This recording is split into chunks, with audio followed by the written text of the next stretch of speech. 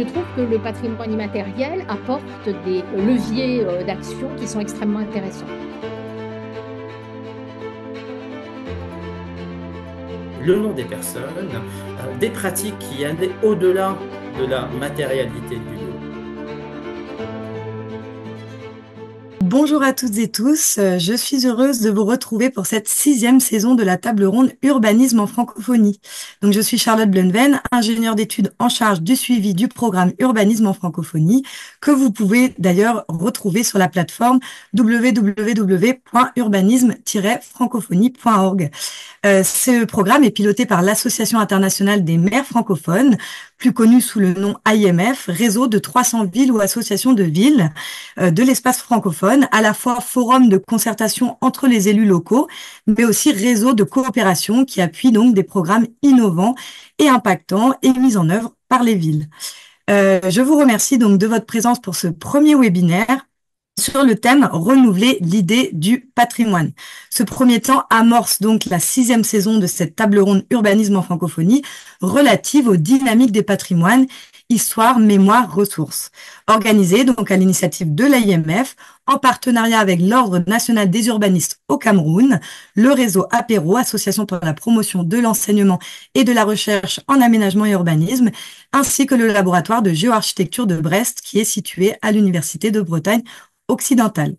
Histoire, mémoire, ressources sont les propriétés ordinaires du patrimoine et sont au cœur des pratiques des villes et des maires, alors que la globalisation permet en effet de partager instantanément la moindre émotion à travers la planète. Les villes ont un devoir de mémoire pour retrouver les cycles longs de leur existence et pour donner socle aux activités haletantes de notre modernité abîmée. Donc ce thème, vous l'entendez, recouvre plusieurs objectifs. Constater le succès du terme patrimoine et son utilité, interroger l'épuisement du concept et enfin ouvrir les pistes d'un nécessaire renouvellement. Donc, je remercie donc l'ensemble des membres du comité qui travaillent avec nous à la réalisation de cette table ronde. Frédéric Vallier, délégué général de l'AIMF, Jean Yango, économiste, urbaniste, secrétaire permanent de l'Association des villes et des collectivités de l'Afrique centrale, Lionel Prigent, urbaniste et économiste, professeur à l'Université de Bretagne occidentale et directeur du laboratoire de géoarchitecture de Brest, Alain Bourdin, sociologue, Sylvain Allemand, journaliste et William Gouzien, technicien. Chaque webinaire donc dure 1h15, comprenant une courte introduction, un débat entre les intervenants que je remercie tout particulièrement pour leur présence. Tout au long de cet échange, vous pourrez bien entendu écrire vos questionnements dans l'onglet Q&R qui s'affiche en bas de votre écran. Et Sylvain Allemand, animateur, se chargera de les transmettre à nos panélistes tout au long de ce webinaire. N'hésitez pas, bien entendu, à vous présenter quand vous posez cette question.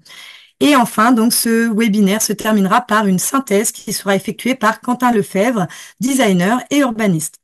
Donc, pour ne rien manquer de l'actualité, vous pouvez rejoindre les groupes urbanisme en francophonie sur les réseaux Facebook et LinkedIn. Je vous laisse donc sans plus tarder avec Sylvain Allemand, journaliste et modérateur de cette nouvelle saison de la table ronde, du fait de son intérêt pour les problématiques urbanistiques et de développement durable. Bon webinaire à toutes et tous. Merci Charlotte pour cette présentation et ce passage de relais. Nos webinaires et webineuses auront compris que sur un sujet comme le patrimoine, la pluralité des formes de patrimoine, nous aurions pu consacrer tout un cycle. Dans cette heure qui nous réunit, nous ferons que poser des jalons, donner des coups de sonde pour sensibiliser notre public à cette diversité que recouvre le patrimoine. Sans plus tarder, je vous propose de partir en direction de Ouidah à Bénin pour y retrouver, figurez-vous, Monsieur le maire en personne, Christian Youetchenou. Christian Youetchenou. Bonjour, Parfait. Monsieur Sylvain Allemand. Voilà, Bonjour à parfait. Alors, nous savons que votre agenda était extrêmement contraint. Nous sommes d'autant plus heureux de vous avoir avec nous. Nous souhaitions avoir votre témoignage pour illustrer une facette du patrimoine, le patrimoine en lien au travail de mémoire. Et WIDA a été, a été pionnière dans la patrimonialisation de la mémoire liée à l'histoire de l'esclavagisme et de la traite transatlantique. Est-ce que pour commencer, vous pouvez brièvement nous rappeler comment Ouida s'est saisi de cette question et a traduit concrètement la mémoire dans des formes de patrimoine? Merci beaucoup, Sylvain. Merci à tous et à toutes. Je suis très heureux d'animer, de co-animer avec d'autres personnalités et de ce webinaire et de donner un peu, contribuer un peu à l'histoire donc, du patrimoine dans le monde entier de façon générale, la culture et le patrimoine, mais tout précisément de partager l'expérience sur WIDA.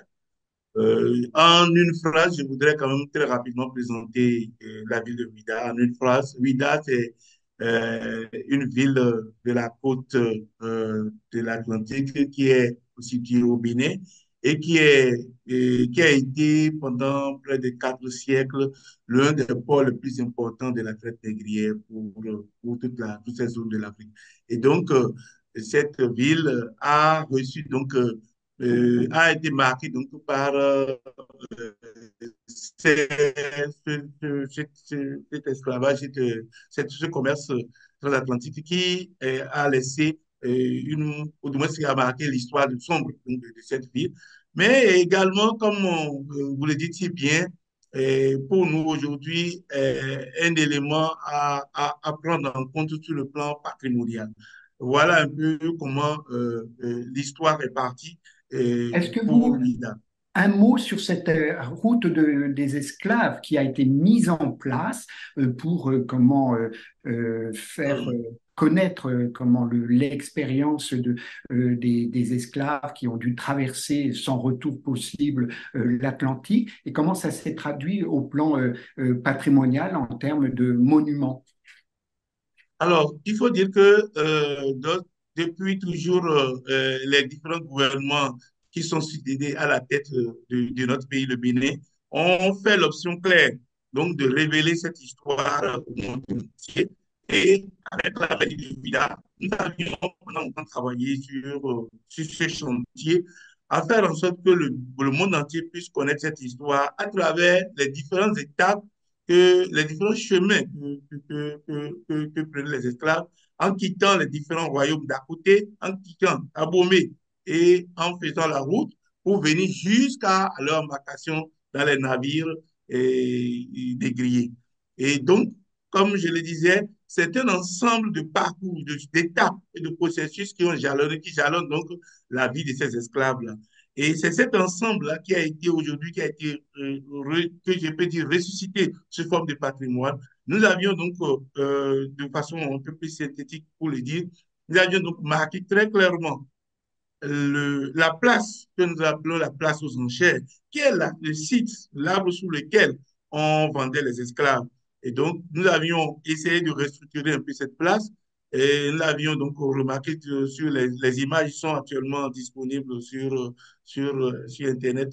Si vous le permettez, je pourrais également le mettre à disposition.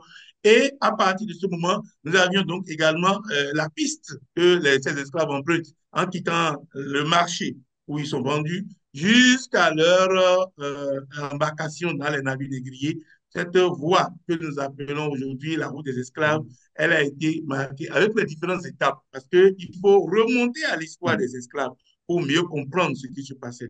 Une fois que les esclaves ont été amenés des différents royaumes d'à côté et sont disposés dans la ville de Ouidah, il y a des sites pour les garder. Il y a également des places dans les forts pour les garder. Ensuite, maintenant, ils sont présentés sur le marché et vendus.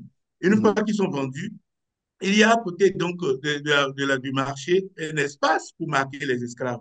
Et donc, on les marque au fer du nom des insignes de leur propriétaire. Et c'est suite à cela maintenant qu'ils prennent la route pour marcher sur environ 3,6 km pour pouvoir embarquer dans les navires négriers. Mais tout au long donc, de cette marche, il y a différentes étapes que nous avions donc marquées.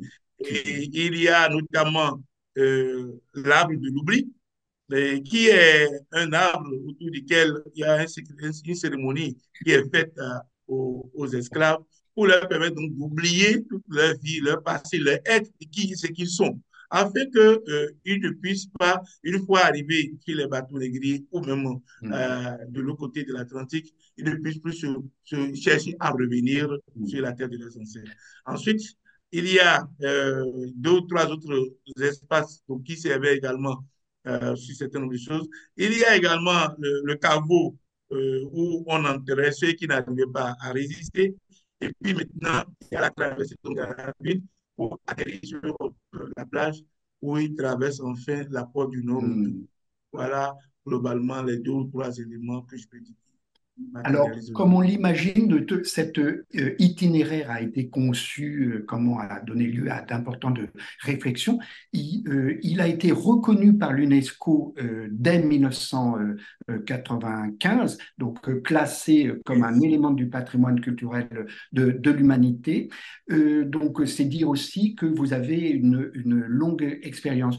Une question encore, avant de poursuivre notre tour de table, toujours dans l'idée d'éclairer différentes facettes du patrimoine, c'est qu'en est-il de la mise en tourisme de votre ville de Ouidah et du rôle de cette patrimonialisation. Alors, je m'empresse de poser la question en considérant, en reconnaissant qu'elle est un peu épineuse. Jusqu'où, comment avez-vous tenu le juste équilibre entre cette patrimonialisation de la mémoire, d'une mémoire qui est universelle, et puis de cette mise en tourisme avec tous les effets peut-être délétères qu'elle pourrait avoir? Et globalement, il faut dire que, comme je l'ai dit, les gouvernements ont pris la décision donc de patrimonialiser la ville à travers son histoire pour en faire un événement du tourisme. Et c'est cela, c'est ce qui a conduit à un très grand événement que le Bénin a organisé en 1993, qu'on appelle WIDA 92. Et c'est cet événement qui a réuni près de 200 000 personnes venues de par le monde. Et surtout, et qui a été soutenu par l'UNESCO et qui a permis donc de révéler donc tout ce patrimoine, cette richesse énorme. Et c'est à la suite de ces travaux donc, de l'UNESCO. Alors, à partir de ce moment, il est apparu donc clairement pour nous que nous pouvons donc transformer cela en un élément du tourisme pour permettre que le monde entier puisse connaître cette histoire, connaître également ce qui se fait, ce qui se passait dans cette partie du monde. Et donc, il y a eu, suivant les gouvernements successifs, plusieurs projets, programmes qui ont été mis en place, dont nous sommes en train de connaître actuellement le point d'orgue, c'est la mise en place d'un programme touristique qui, aujourd'hui, globalement, est estimé à près d'1 milliard d'euros que le gouvernement du Bénin est en train Alors, d'injecter pour reconstruire donc tous ces patrimoines. Monsieur le maire, avant de, j'annonçais la poursuite du tour de table, encore une question. Quel est le rôle de votre municipalité, de votre rôle en tant que maire dans ces stratégies dont vous nous soulignez la dimension, comment, le fait que ce sont des initiatives gouvernementales? Est-ce que, comment la ville de Ouidah a pu être, comment, a eu son mot à dire sur cette patrimonialisation et cette mise en tourisme? En quelques mots. Oui, il faut reconnaître que aujourd'hui, quand nous parlons de la mise en tourisme de la ville de Ouidah, il faut voir que c'est un programme global du gouvernement, mais dans sa mise en œuvre et dans les détails opérationnels, c'est la ville de Ouidah qui est au premier plan, puisque la politique, même la ville de Ouidah, même s'est dotée d'une politique culturelle et touristique qui permet donc d'intégrer tous ces éléments donc dans le dispositif culturel et touristique que nous avons décidé donc d'implémenter dans la ville. Et cela est en harmonie avec la vision que le gouvernement a eue donc de transformer Ouidah. Aujourd'hui, il faut reconnaître que les rôles sont clairement partagés.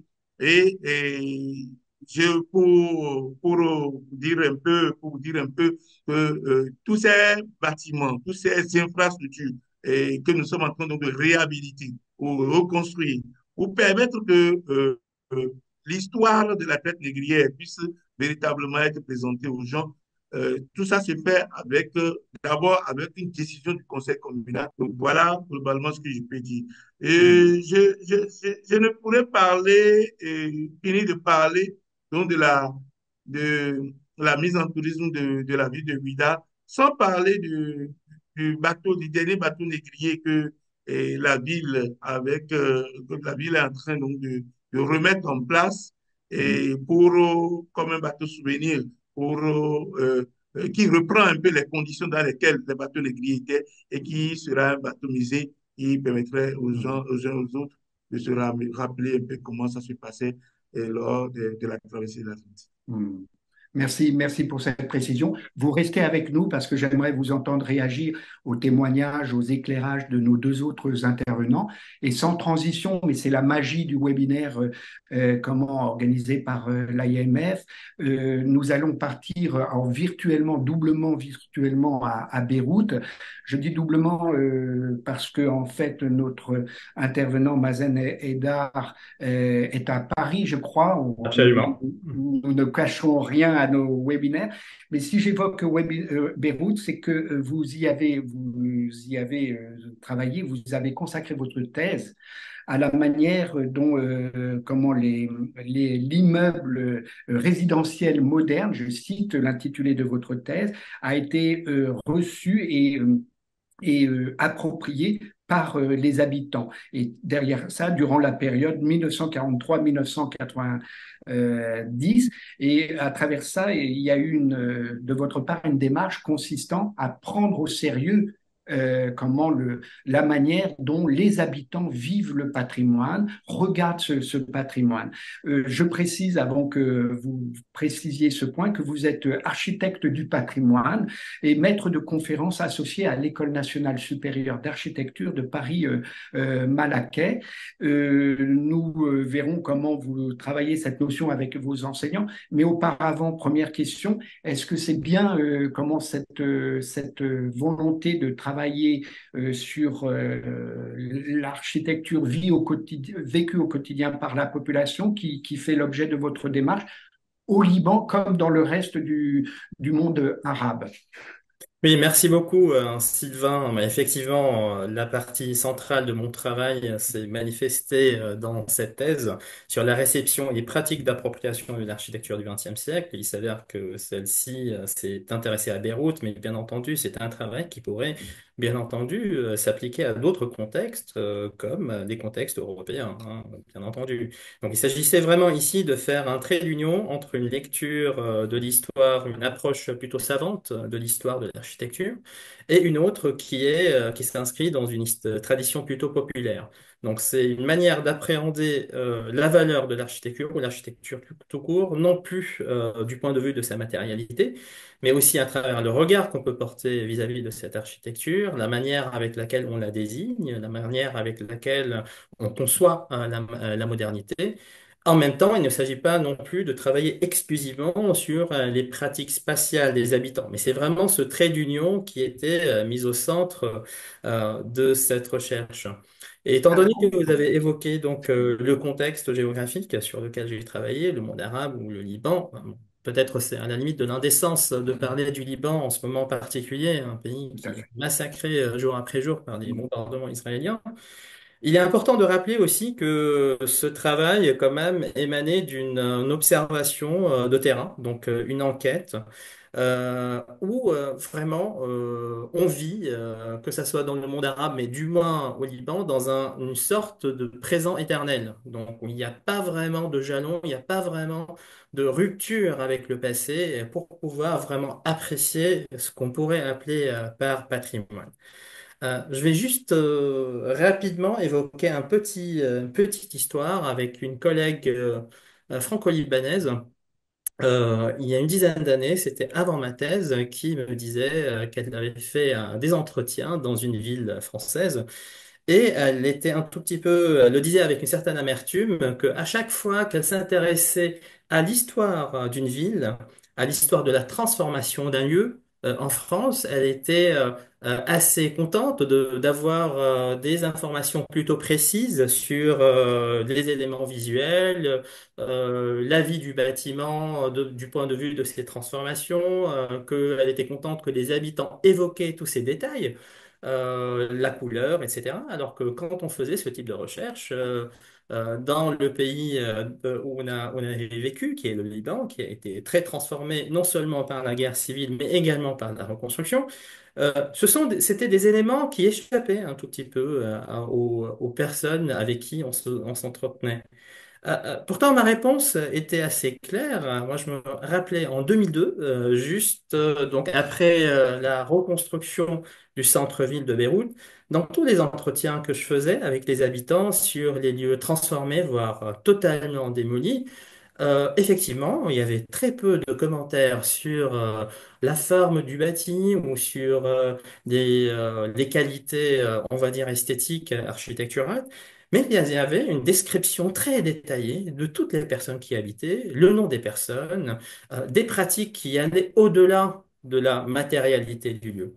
Donc, tout ça pour dire que, il s'agissait vraiment cet intérêt est né vraiment de ce besoin de contextualiser la notion du patrimoine, comme c'était le cas dans le cadre spécifique du C'est Liban. important. Merci Azam, c'est important parce qu'on est vraiment dans le sujet pour lequel nous vous avons sollicité. Je reprends votre mot, il y aurait eu effectivement une indécence à parler de l'architecture comment à Beyrouth, ville pour laquelle nous avons bien évidemment une pensée, mais le propos est effectivement de nous sensibiliser à cette dimension-là. Vous êtes venu avec une première série d'illustrations qui me semble incarne parfaitement ce que vous venez de dire, c'est-à-dire la prise en compte des pratiques, des usages, de la manière dont les habitants vivaient cette architecture.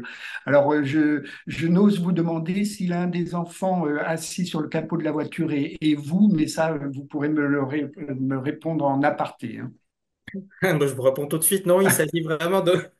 Vous savez, le Liban, comme d'autres pays du monde arabe, malheureusement, ne sont pas des pays qui ont une base documentaire très développée à cause de la guerre également. Donc ici, il s'agissait d'un travail géré par un collectionneur, Georges Boustani, qui m'avait procuré ces images.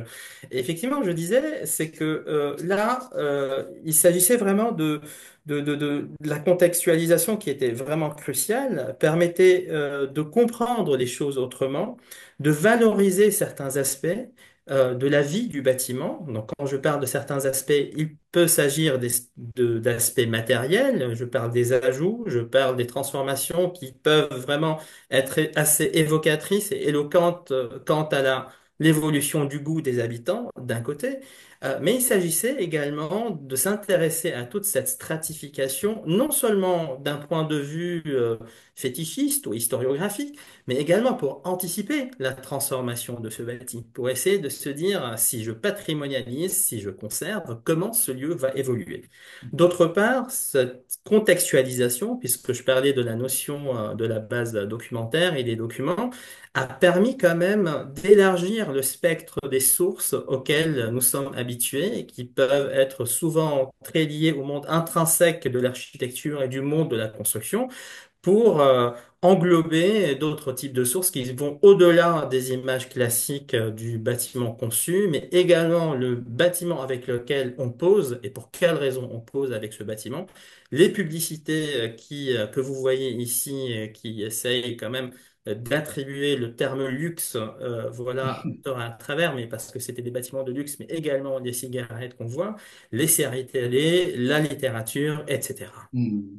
Alors, on voit très bien comment l'objet de votre démarche, très bien. On voit comment vous travaillez sur la base de quelles sources, des sources documentaires, mais pas seulement. En bon architecte du patrimoine, vous travaillez aussi sur d'autres documents, des plans, ce que illustre l'autre série de photos d'illustrations avec lesquelles vous êtes venu et que William, que je salue au passage, projette à l'instant. Est-ce que vous pouvez nous commenter et nous dire ce que ça dit de la manière dont vous procédez? J'imagine qu'il y a aussi un travail de terrain, d'enquête, dans la mesure du possible, auprès des populations. Alors absolument, parce qu'ici, il s'agit par exemple à droite de plans de grands appartements beyrouthins ou de petits appartements. donc qui ont été réalisés suite à des enquêtes, des entretiens réalisés avec les habitants. Ici, l'objectif, c'était de voir, c'est des plans assez simples, mais c'est de voir aussi comment on rebaptiser les espaces. Vous savez, quand je parlais de la question des sources, c'est intéressant aussi de s'intéresser à la question linguistique. De quelle manière on désigne un lieu?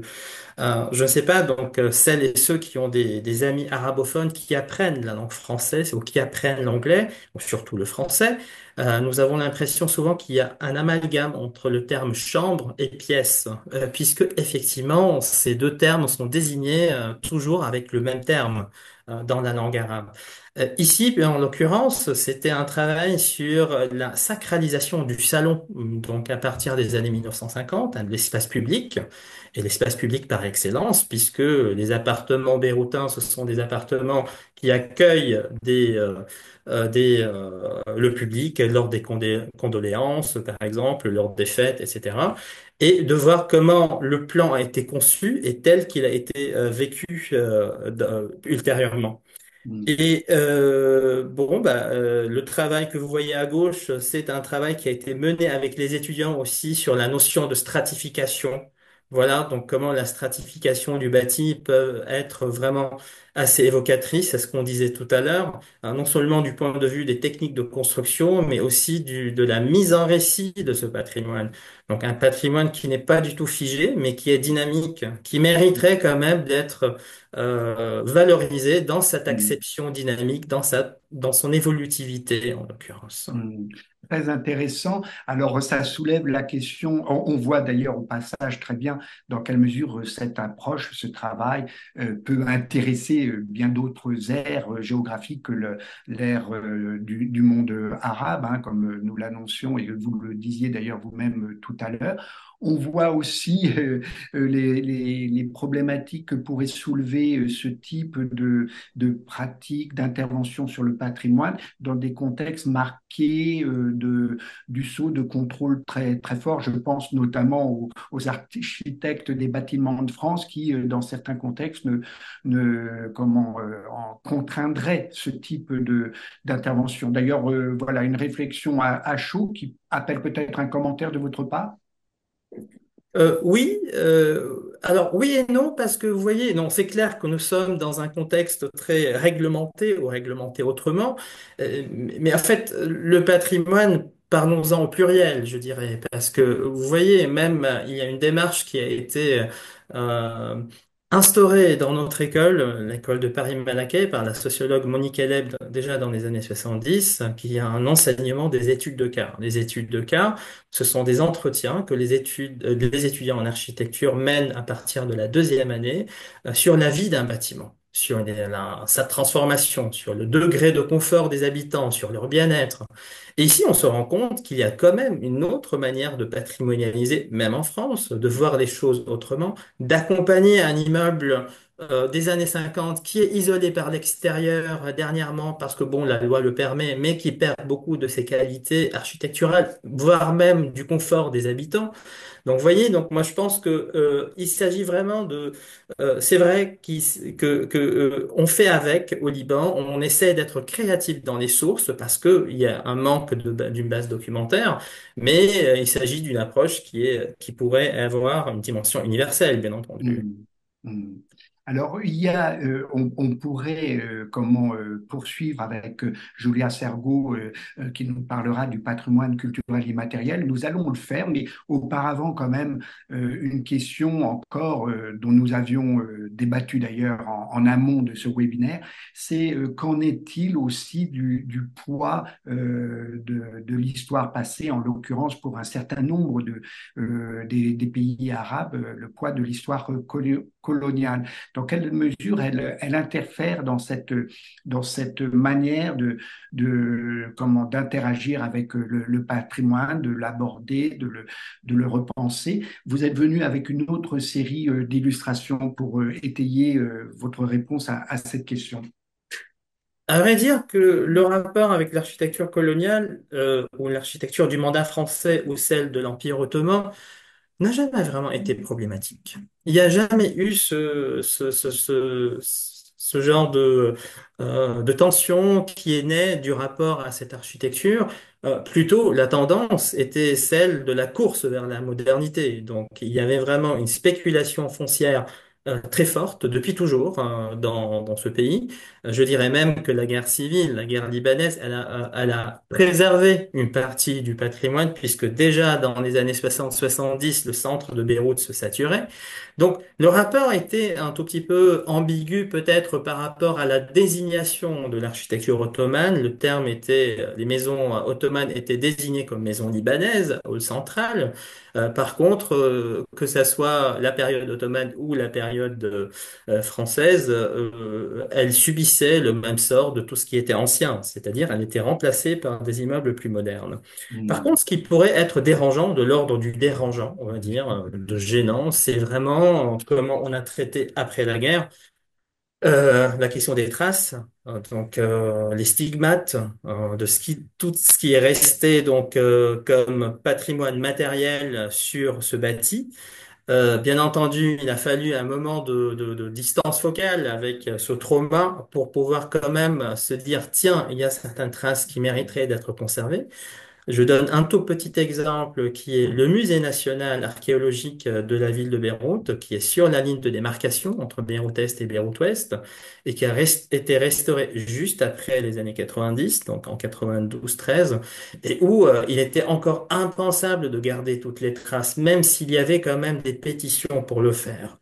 Par contre, toujours sur la même ligne de démarcation, à quelques centaines de mètres, il y a un autre musée qui est le musée de Beit Beyrouth, le musée de la mémoire, qui a été ouvert donc en 2012-2014.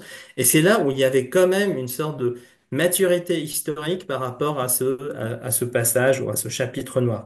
Hélas, encore une fois, quand je parlais d'indécence, je parlais vraiment pour moi, hein, bien entendu, c'était adressé à moi.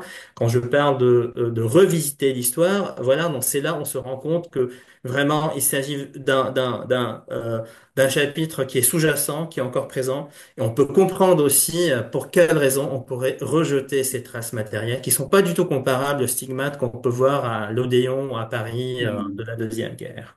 Alors, un chapitre que vous pourriez ajouter à la réédition de votre thèse, dont je signale que je ne l'ai pas fait tout à l'heure, je le fais maintenant, qu'elle a été comme lauréate du prix de thèse sur la ville en 2022. J'invite vraiment notre public à se la procurer. Je reviendrai vers vous, tout comme vers Christian Ouetchenou, pour vous faire réagir comment aux éclairages de notre troisième intervenante, Julia Sergou, que je remercie pour sa patience. La connaissant, j'imagine qu'elle a pris des notes et qu'elle a envie de réagir à tout ce qui vient d'être dit. Sachez que Julia Sergaud est historienne française et professeure associée à l'Université du Québec à Montréal, également à Sciences Po Paris. Et si nous souhaitions, gardez-le à l'esprit, Julia Sergaud, vous avoir avec nous, c'est que c'est comme ça d'ailleurs que je vous ai connu. Vous avez activement participé à la démarche visant à faire reconnaître la gastronomie française comme un élément du patrimoine culturel immatériel. Nous n'allons pas parler de gastronomie, même si l'heure nous y inciterait, mais nous parlerons avec vous de patrimoine culturel immatériel, en vous demandant, peut-être pour commencer, si vous le voulez bien, par nous rappeler ce que ça recouvre et comment l'UNESCO en est venu à ajouter cette catégorie de patrimoine qui illustre à notre sens, encore une fois, l'extrême diversité que cette notion même de patrimoine peut revêtir, recouvrir. Julia. Merci beaucoup, Sylvain. Avant de répondre à votre question, je voulais dire que j'étais tout à fait heureuse de voir que dans un webinaire consacré au patrimoine urbain, on évoquait le patrimoine immatériel, parce qu'il est vrai que on évoque trop souvent, lorsqu'on parle d'urbanisme et de ville, les édifices, enfin, je dirais la notion de patrimoine au sens traditionnel du terme, c'est-à-dire dans sa matérialité, en en oubliant souvent que en fait, la ville, c'est un espace social, c'est un espace où se déploient des pratiques sociales et qu'il y a des usages de la ville, des usages sociaux de la ville, de la rue, des espaces publics. Et donc, et tout ça, ça relève justement du patrimoine immatériel. Hmm. Donc, à un moment, c'est vrai que faire converger les multiples notions de patrimoine, hein, telles qu'on les a vues, me semble quelque chose de très important. Alors, justement, j'en arrive à répondre à votre question, finalement, on va dire qu'au niveau de l'UNESCO, la Convention de 72 sur le patrimoine de l'humanité reprend la conception traditionnelle et européocentrée du patrimoine, c'est-à-dire autour des questions de la matérialité, du régime de l'objet et de la matérialité, de l'exceptionnalité, hein, puisqu'on ne peut inscrire que des choses qui ont une histoire exceptionnelle ou une architecture ou une valeur d'art exceptionnelle, une authenticité, puisque dans la conception du patrimoine européen-centré et de l'UNESCO, selon la Convention 72, il faut que l'édifice qu'on va reconnaître soit conforme à ce qu'il était à l'origine, donc qui n'inclut pas en fait son renouvellement, hein, dont parlait Mazen tout à l'heure, hein, son évolution, etc. Et puis, donc voilà pour la conception même du patrimoine. Et donc, en même temps que se met en place la Convention de 72 à l'UNESCO, on a assisté à un certain nombre de transformations dans la vie internationale, et notamment la décolonisation. Et à partir de ce moment-là, on discute déjà à l'UNESCO de la remise en question de cette notion de patrimoine qui est totalement construite sur un modèle européocentré qui ne concerne pas forcément les pays d'Afrique, les pays d'Asie ou d'Amérique latine, enfin qui n'ont pas forcément, je veux dire quid des pays qui ont des architectures de terre, ou du Japon qui déconstruit pour reconstruire. Enfin bon, voilà. Et donc, à ce moment-là, on commence, et même autour de Lévi-Strauss qui fait intervenir l'idée de diversité et de pluralité des cultures, on commence à réfléchir à, à l'idée de faire évoluer cette notion de patrimoine et de travailler sur une notion de patrimoine, donc immatériel.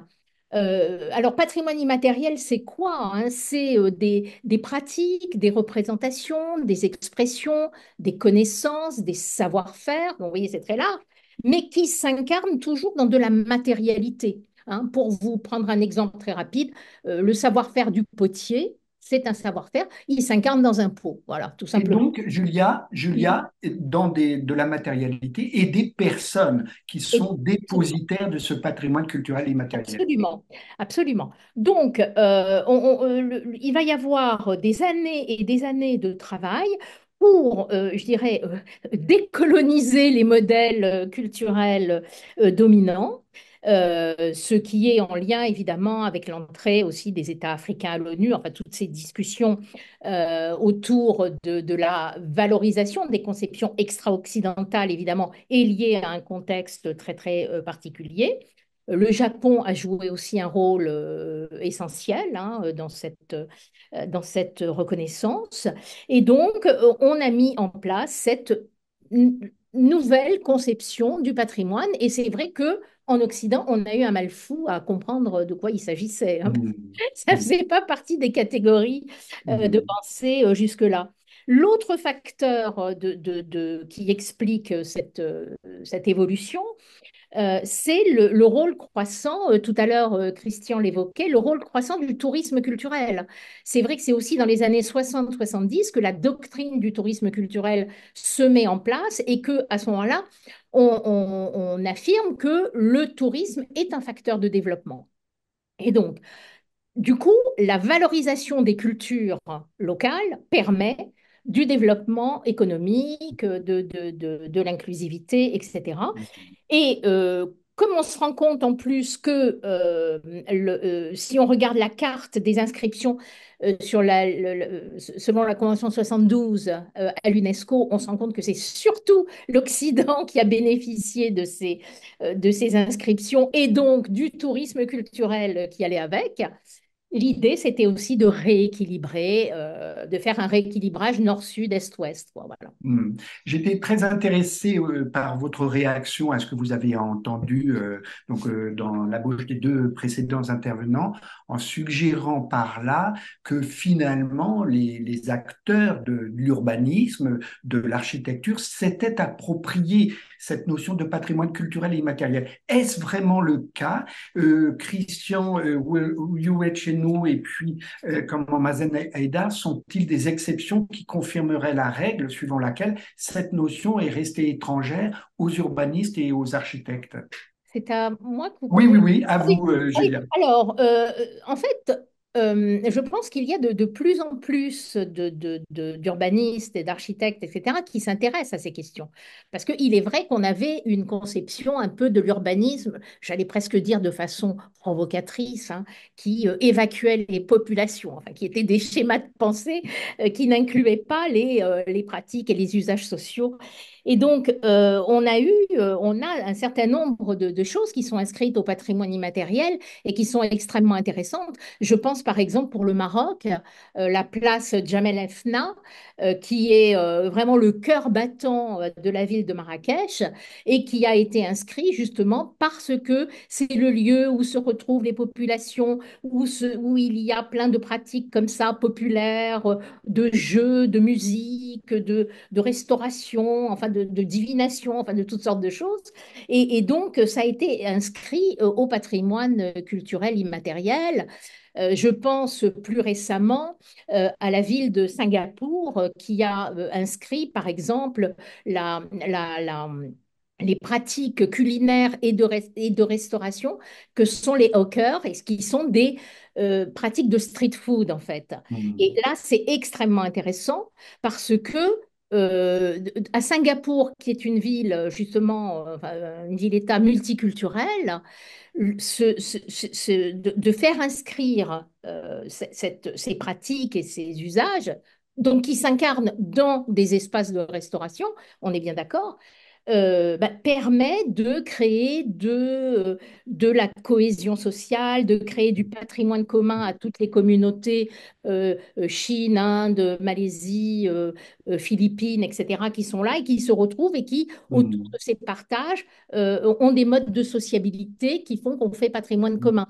Donc ça, Hmm. c'est des choses, vous voyez, à la fois pour ce qui concerne le cœur battant des villes et comme ça des usages, et aussi comment on fait dans des villes multiculturelles, ce qui est le cas aujourd'hui de plus en plus, hein, de toutes les grandes villes, comment on fait pour qu'on ait du patrimoine commun? Hmm. Je trouve que le patrimoine immatériel apporte des leviers d'action qui sont extrêmement intéressants. On pense, merci Julia, dont je rappelle que vous êtes l'auteur d'un ouvrage qui revient sur la démarche que vous avez entreprise pour faire reconnaître la gastronomie française comme un élément de patrimoine culturel immatériel. C'est La gastronomie française est-elle une marchandise culturelle comme une autre? Un ouvrage paru en 2016 qui est intéressant, dans lequel nos webinaires et webineuses retrouveront tout l'historique de cette notion de patrimoine culturel immatériel. Qu'en pensent nos deux intervenants? Est-ce que cette catégorie de patrimoine culturel immatériel, c'est une catégorie dont vous vous êtes saisi? Alors déjà oui, merci beaucoup. Oui, j'ai bien apprécié l'intervention de Julia. On a pas mal de choses à échanger, je dirais. Mais effectivement, puisque l'exemple de FNA a été donné, je voulais juste dire, répondre à la question de Sylvain, si on est nombreux, si rares sont les architectes qui s'intéressent à la dimension prévention de ne pas évacuer les habitants. Je dirais déjà dans les années 60, 70, on avait commencé, à Damas même par exemple, quand Michel Cochard avait proposé de dégager la mosquée des Omeyyades tout en faisant table rase sur le fameux souk Al-Hamidiyya. Il y a eu une pétition et s'est posé la question pour quelle raison il n'y a aucune valeur esthétique de ce lieu. Et depuis, on commence quand même à se dire, bon, effectivement, dans la ville ottomane, l'espace public n'est pas un espace figé, n'est pas un espace matériel, c'est pas la place de la République à Paris, mais il s'agit vraiment d'un réseau. Donc, je dirais que quand même cette réflexion commence à se construire depuis quelques décennies, et non seulement elle se reflète dans l'évolution de la notion du patrimoine avec l'introduction du patrimoine immatériel. Je dirais que cette évolution a été accompagnée également par une évolution de la notion même de conservation. D'ailleurs, dans les chartes de conservation, on va dire classiques, ou bon, la charte d'Athènes puis de Venise, elles ont évolué progressivement. Dernièrement, dans les années 2014, il y a un nouveau document sur lequel on s'appuie pour la conservation du patrimoine du XXe siècle, qui est le document de Madrid, qui parle notamment d'une gestion des changements plutôt d'une conservation dans son sens plutôt classique orthodoxe. Donc, une gestion des changements, c'est quoi? C'est une tentative de compréhension des exigences des habitants. Qu'est-ce qui fait sens? Pour quelles raisons il y a eu une transformation qu'à une certaine époque, on accusait d'être une défiguration, alors qu'aujourd'hui, on essaie de la prendre en compte. Je pense qu'il y a quand même beaucoup qui a été fait depuis. Après, je tiens quand même à préciser qu'au niveau de la conservation, encore une fois, et ça je le dis toujours, l'Occident ou l'Europe n'est pas un monde monolithique. C'est-à-dire, il y a des tendances différentes. En France, en l'occurrence, nous avons une tradition, forte tradition, je dirais, qui est en lien avec une valorisation de l'immatériel dans le savoir-faire. Donc avec Viollet-le-Duc, on donne plus de poids au refaire plutôt qu'à l'objet. Bon, c'est peut-être à discuter, alors que c'est une tradition qui est un peu différente dans d'autres pays comme l'Italie. Hmm. Avant de laisser Julia réagir à votre propre réflexion, comment vous vous êtes saisi éventuellement en tant que maire de cette catégorie de patrimoine culturel et immatériel? Avant de vous laisser répondre, je signale que une webineuse en la personne de Kassika Youssouf, que je remercie, alors nous pose deux questions qui pourraient faire l'objet d'un webinaire. Je les pose quand même, vous y répondrez selon vos appétences, vos intérêts. Quels exemples démontrent une cohabitation réussie entre héritage colonial et tradition locale? Il me semble que Mazem nous a laissé entendre que ce n'était pas impossible, en tout cas dans le cas du Liban. Et puis, autre question qui mériterait là aussi tout un cycle, c'est en quoi le patrimoine peut-il contribuer à la résilience des villes face aux défis climatiques? Alors, Julia nous a rappelé que le patrimoine culturel immatériel avait été un vecteur, considéré comme un vecteur de développement urbain durable. C'est un élément de réponse. Gardons ça à l'esprit, mais auparavant, Monsieur le maire, est-ce que vous avez envie de réagir sur cette notion de patrimoine culturel immatériel? En quoi elle est intéressante pour un élu comme vous? J'ai trouvé la présentation de Julia et d'ailleurs sur de Mazen très intéressante et je voudrais partager deux éléments qui aujourd'hui sont en cours dans la ville de Ouidah et qui contribuent parfaitement à ce qui sont dit.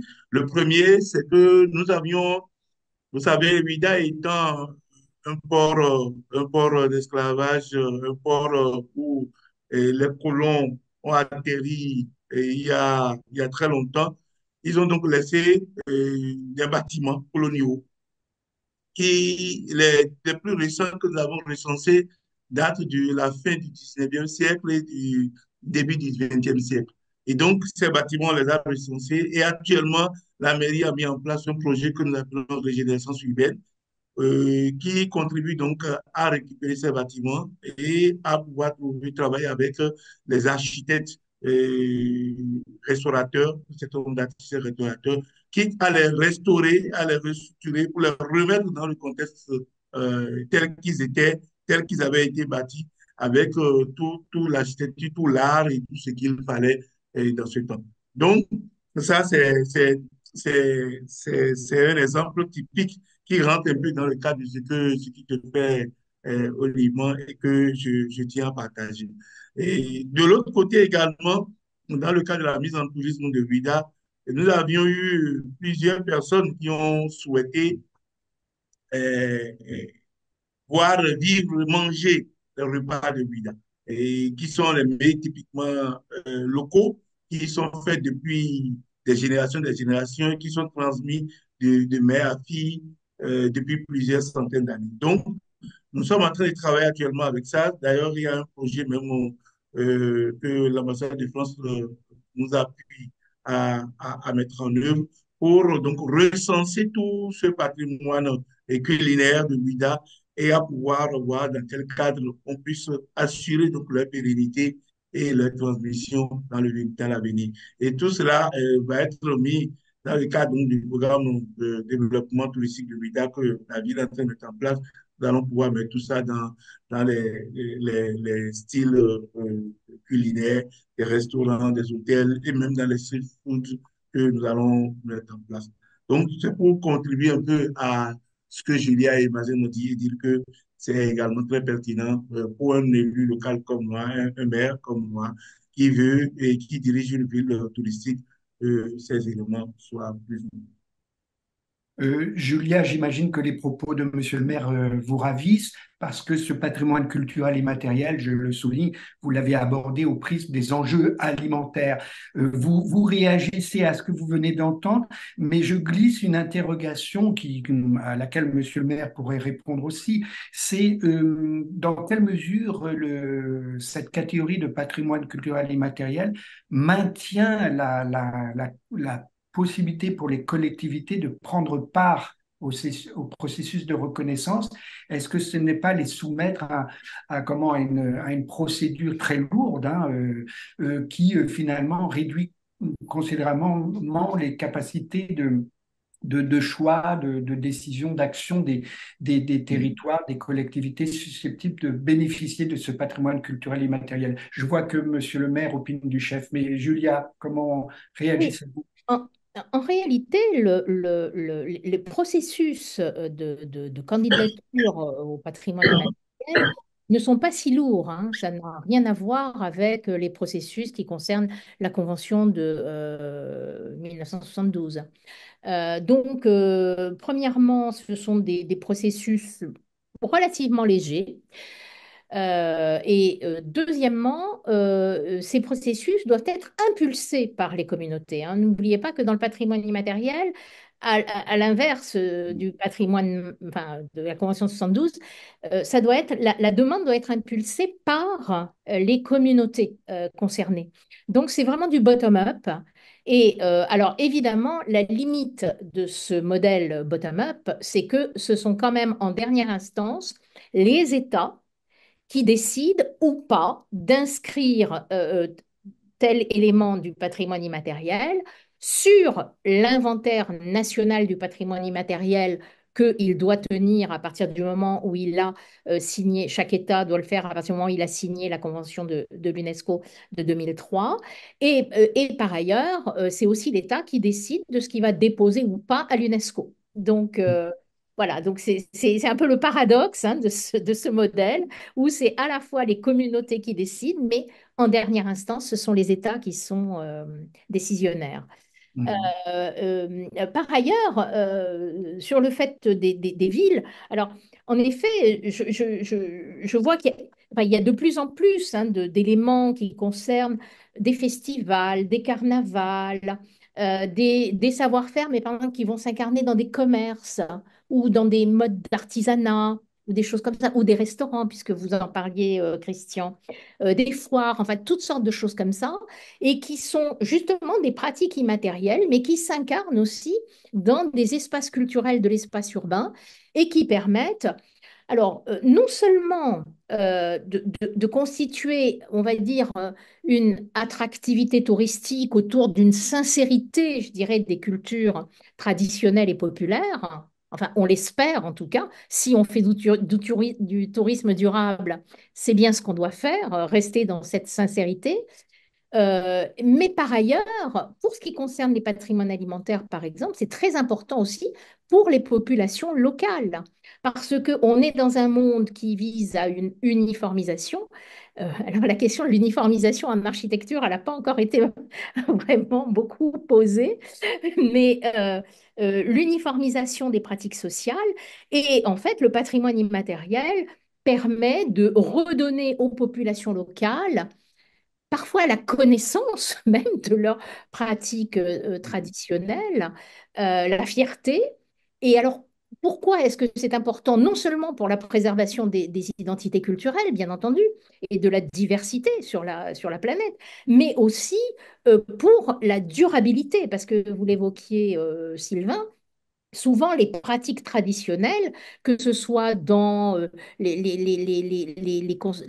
l'urbanisme, que ce soit dans bon, l'aménagement des campagnes, etc., sont en lien avec des pratiques traditionnelles, des savoir-faire traditionnels que la modernité et l'uniformisation internationale tentent à dénigrer, ce qui peut poser des problèmes par rapport à des changements climatiques, avec, je sais pas, moi, des bâtiments qui se fissurent très vite ou des choses là, parce que c'est pas adapté, parce que les modes de construction ne sont pas Mm. adaptés aux connaissances traditionnelles qu'avait ce pays et on importe. Alors c'est pareil pour l'architecture, c'est pareil pour l'alimentation, etc.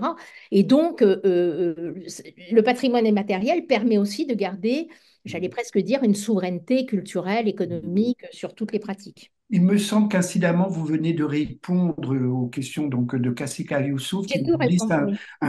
voilà et qui nous glisse au passage qu'elle est donc urbaniste et de nationalité tchadienne. Donc sachez que nous sommes écoutés en direct du Tchad, même si elle exerce à Dakar actuellement comme consultant et enseignant formateur. Merci à elle. Nous avions également une question de Dievel. Mabinka Jerry, malheureusement, je ne ferai que qu'énoncer la question, mais nous la garderons à l'esprit pour nourrir nos réflexions futures dans le cadre de ce cycle. Elle portait sur voilà le processus de construction, déconstruction de patrimoine ancien qu'il observe dans un certain nombre de pays du fait du coût du foncier de plus en plus élevé. C'est une vraie question à laquelle malheureusement on ne pourra pas répondre ici, mais très certainement lors du deuxième webinaire. Donc Dievel, restez en contact avec nous. Avant d'entendre notre grand témoin, car vous le savez, nous avons un grand témoin que je vais présenter à l'instant, je tenais à vous remercier tous les trois pour vos éclairages et vos interactions. Quelque chose me dit que ce webinaire va avoir une suite, que le maire va être très intéressé à prolonger le dialogue avec Mazem et Julia, si vous m'autorisez à ne vous appeler que par vos prénoms. Et puis d'ailleurs, j'ai une question qui me brûle les lèvres, mais monsieur le maire, vous n'y répondrez que très brièvement, s'il vous plaît. C'est que Ouida, c'est aussi quand même le haut lieu d'une culture, la culture vaudou. Est-ce que cette culture pourrait entrer dans un processus de reconnaissance de statut de patrimoine culturel immatériel? Est-ce que vous y avez songé en un mot seulement? Dites-nous. Merci beaucoup. Tout à l'heure, quand tu posais la question à Julia, j'ai opiné de la tête parce que ça fait partie des nombreux sujets qui sont sur la table aujourd'hui à Ouida. Il y a deux écoles qui s'affrontent sur l'inscription même de la ville de Ouida globalement au patrimoine de l'UNESCO. Deux écoles s'affrontent justement parce que il y a ce sujet-là, cette question de et une fois que c'est fait, c'est difficile de toucher à une aiguille, c'est difficile de modifier quelque chose, c'est très complexe. Mais comme Julien l'a bien dit, on peut facilement inscrire des pans, on peut facilement inscrire des mets, un certain nombre de choses et pouvoir le faire. Et donc aujourd'hui, Oui, nous sommes en discussion. On a mis en place un petit comité qui émet quelques réflexions sur l'inscription du Voodoo comme un patrimoine mondial de l'UNESCO. Mais le sujet est très complexe parce que vous savez, le Vaudou, c'est aussi une religion. Et donc, et ça demande beaucoup de complexité, ça demande donc beaucoup d'attention, faut faire attention, il faut éviter les susceptibilités. Donc, c'est un sujet sur lequel nous allons très lentement, très sûrement. Voilà, À merci. suivre donc. Merci encore à vous, à tous les trois. Alors, vous le savez, pas de webinaire sans comment grand témoin qui va se livrer à un exercice non pas de synthèse, mais de restitution de ce qu'il a entendu et qui rentre en résonance avec sa propre vision de la question du patrimoine en l'occurrence. Un exercice très attendu qui a été confié lors du précédent webinaire à Halima Emrabti et les fois précédentes par Lionel Prigent, qui est avec nous, je sais qu'il nous suit, et nous le saluons au passage. Cette fois, c'est donc Quentin Lefebvre qui se prête à l'exercice. Par avance, merci à vous, Quentin Lefebvre. Vous êtes designer et urbaniste, cofondateur du collectif Tama, et vous êtes spécialiste de cartographie sensible du territoire. Bien évidemment, nous ne demanderons qu'à en savoir plus sur cette cartographie sensible. Ce n'est pas le propos de l'exercice auquel vous allez vous livrer, mais quelque chose me dit que vous allez nous restituer ce que vous avez entendu au prisme de cette cartographie sensible qui vous est chère. Quentin Lefebvre, à vous de jouer pour les 10 fois 60 secondes qui vont suivre. Oui, alors merci beaucoup de me donner la parole. Vous m'entendez bien? Oui, très bien. Ah, super. Je vais me mettre un petit chronomètre au cas où je serais tenté de déborder. Tout d'abord, merci de cet excellent webinaire d'aujourd'hui. J'ai eu vraiment grand plaisir à le suivre, d'autant que un certain nombre de cas qui ont été, je me sens assez proche d'un certain nombre de cas qui ont été cités. Et, je peux dire déjà en introduction que je me suis rendu à Ouida 2 fois cette année, donc les choses qui ont été dites concernant cette commune me touchent également personnellement, si je puis dire. Alors, oui, donc ce que j'en ai retenu, pas mal de choses tout d'abord. Je peux peut-être commencer justement par ce que nous a dit Monsieur le maire sur le côté, en fait, tourisme expérientiel, si je puis dire, avec cette notion en fait, de parcours et d'étape qui m'a amené à cette expression peut-être de continuum patrimonial, si qu'on pourrait peut-être considérer. Donc, c'est-à-dire qu'on partirait de la matérialité, on pourrait proposer des expériences, si on peut dire, mais après, cette notion qui est une notion importante dans le champ du design et que j'ai beaucoup manipulée également dans mes travaux, je sais qu'il faut également l'utiliser avec attention, puisque surtout quand on va parler de tourisme mémoriel, où on va aller sur des sujets quand même hautement complexes et difficiles, et avec parfois justement et surtout dans le cas de Ouida, des expériences extrêmement peut-être traumatiques, si je puis dire, je pense qu'on peut le dire, on va dire, eh bien, justement, la notion d'expérience, bon voilà, elle se questionne quand même. Bon, je me rappelle à titre personnel d'avoir visité une maison des esclaves à Godrafo au Togo. Et je pense qu'on ne ressort pas effectivement indemne d'une telle visite. Et bon, moi-même étant assez sensible aux choses et aux lieux, je pense que c'est quelque chose qui peut être assez fort comme expérience. Et donc ce continuum-là de matérialité en expérience jusque à la culture et aux usages, tels qu'ils ont été décrits par Julia, mais j'y reviendrai après. Je voulais aussi peut-être sur le sujet de Ouida mentionner une chose qui n'a peut-être pas été mentionnée par Monsieur le maire, c'est les Vaudoun Days. C'est un grand festival qui se déroule autour du 10 janvier à Ouida depuis quelques années. Je ne sais pas si ce sera la deuxième édition peut-être cette année, et qui est pensé comme un écosystème Donc, c'est-à-dire il y a la pratique cultuelle, mais il y a également toutes sortes de concerts qui vont être faits autour et une sorte d'actualisation, si on peut dire, du patrimoine que je trouve intéressante à mentionner. Euh, Ensuite, sur ce qui a été dit concernant le Liban, euh, bon, j'ai également une pensée pour le pays et pour la ville de Beyrouth.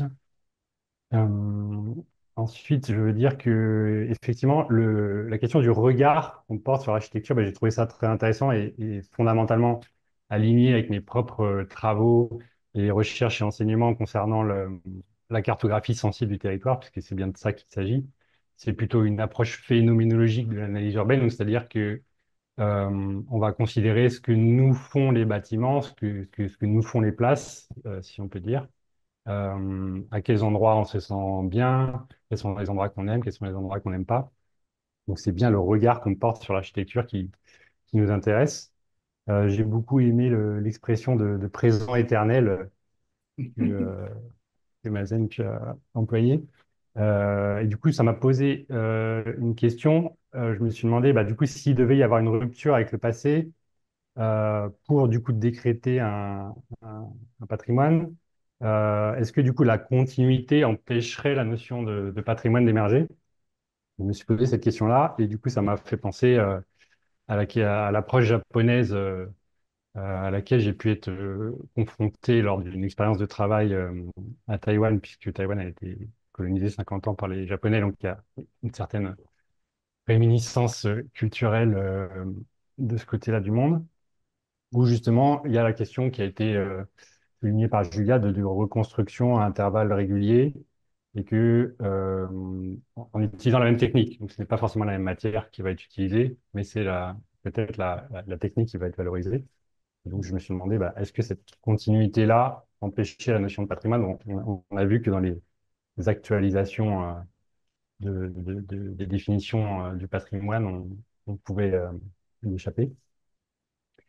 Euh, Voilà, cette notion de pratique, cette notion de plan vécu qui m'a beaucoup intéressé. La valorisation justement du confort et du bien-être.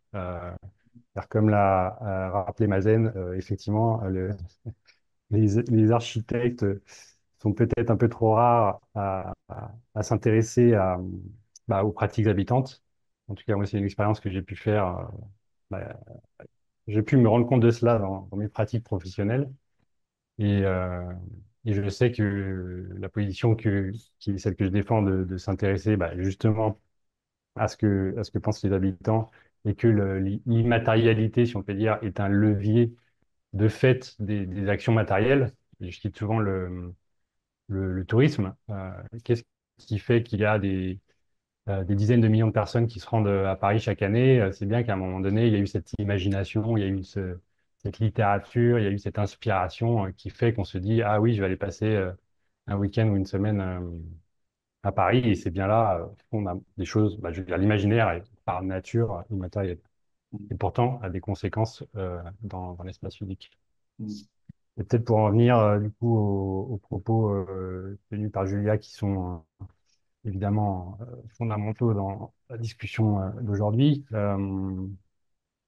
Bah, sur les premiers mots qui ont été donnés sur l'ancienne définition de l'UNESCO de 1972, avec cette matérialité, cette exceptionnalité, cette authenticité, m'a fait penser au débat qu'il y a eu bah, pour la reconstruction de Notre-Dame avec la flèche de Viollet-le-Duc, justement, qui a été mentionnée aujourd'hui sur est-ce qu'il faut la reconstruire ou pas. Le choix a été fait de la reconstruire.